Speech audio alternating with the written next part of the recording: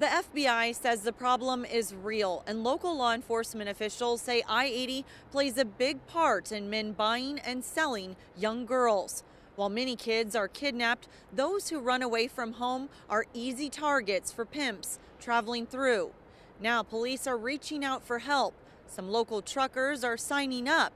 They are now the eyes and ears of our highways, and they're hoping to work with law enforcement officials to stop this nightmare. 300,000. That's a big number, and it's the number of children who are kidnapped and forced into sex trafficking each year, according to the U.S. Department of Justice. It's just horrible. Just any number is horrible. Small number or large, especially if it's younger girls. Terry Smith is a trucker working to fight the sex trade. He says girls approach him often at rest stops. They'll just knock on your truck door and ask if you want some company, or ask you in passing if you're walking by. I mean, they know what they're doing. You know what they're doing. They don't have to ask you straight out. They'll ask if you want some company or if you need your truck cleaned. FBI officials say the average person doesn't see what's really going on at truck stops. Most think the girls are prostitutes, but they say that's not true. Many are being forced into it by someone that bought them.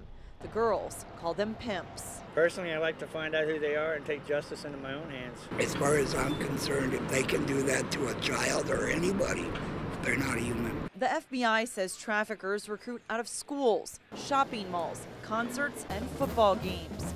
One woman formerly trapped in the sex trade spoke with Fox 42 News. She says her pimp approached her while she was working at a restaurant, and it all started with a compliment. Oh my God, your eyes are so beautiful, or you're this, you're that. And it was nothing that happened in one occurrence. So it was every time he came in, there was something to be said, And from there, he kept doing that until I began to open up. And once I began to open up, and I mean, the tactics that he used were no different than any other guy trying to get a girl out for a date. She says he promised her the moon, everything a young girl could want, from designer purses to jewelry. Everything that glitters ain't gold, as they say, You never know how someone's gotten what they've gotten.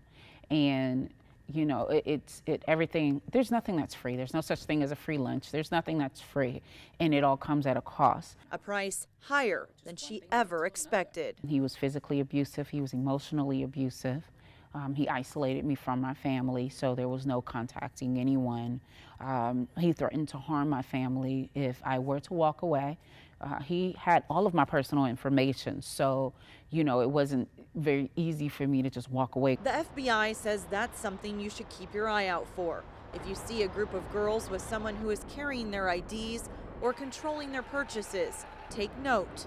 Owen says her pimp also forced her to get gas. Quite often, and legally, you have to be 16 to pump gas. Anything outside of that is a problem, If you see a young girl, quite often homes aren't near truck stops. So the likelihood of someone just walking to the store, or the likelihood of them just pumping their parents' gas, is little to none. So quite often when you see someone that's underage and that are in those places, that should be a red flag that something's going on. Katrina Owens tells me the sex trade is a violent business. She says many of the girls she knew had facial reconstruction or false teeth put in from being beaten and held hostage by their pimps. She says when it comes to approaching these girls, be cautious. You never know who is watching. She says the best thing you can do is give them a word of encouragement, a phone number of somebody that can help, or call 911. Reporting from Council Bluffs, Melina Matthes, Fox 42 News.